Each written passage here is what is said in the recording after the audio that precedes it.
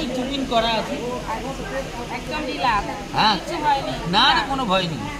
একদম ঢিলা। নিঃশ্বাস নেবেই ছাড়বে। নিঃশ্বাস নেবেই ছাড়বে। কিছু হয়নি।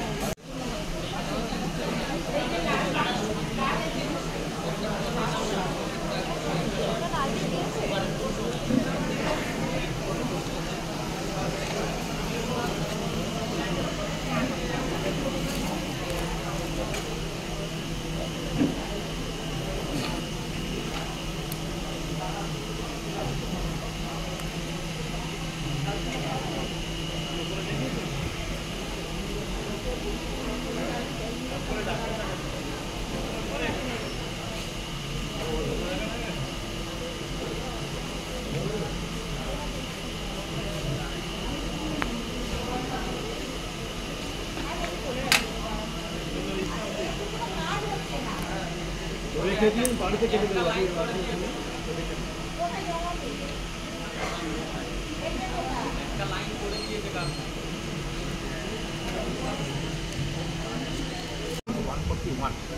তার মধ্যে ডায়মন্ড হারবার সাব ডিভিশনেই বেশি 135 এবং 6 জন কার্তিক সাব ডিভিশন। আজকে প্রথম ভ্যাকসিনেশনটা হচ্ছে। আশা করছি আমরা 4টার মধ্যে সমস্ত ভ্যাকসিনেশন আমাদের কমপ্লিট হয়ে যাবে 141 জনের।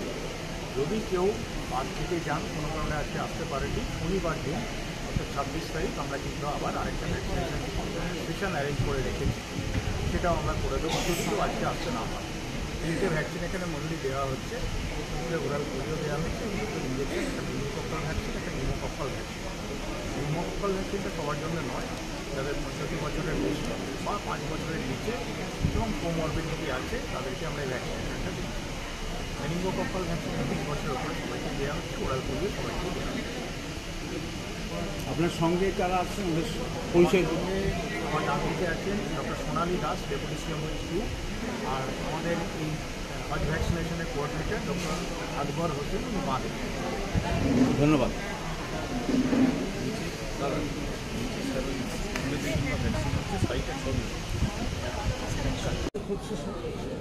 প্রত্যেকবারের মতো এবারেও আমরা ডায়মন্ড হারবার মেডিকেল কলেজে হজ যাত্রীদের জন্য অর্থাৎ ভ্যাকসিনেশনের ব্যবস্থা করা হয়েছে, যাতে তাদের রোগ প্রতিরোধের ক্ষমতা বাড়ে।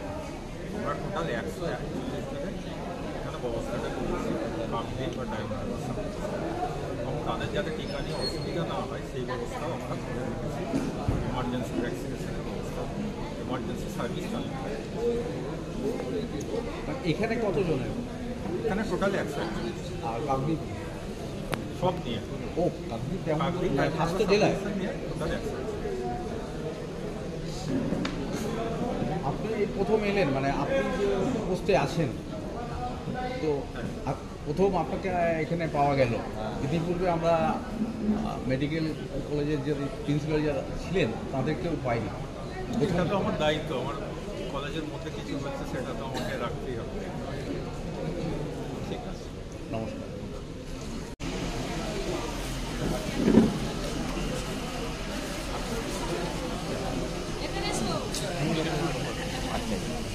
আমি মগরাহাট এটা তো যায়।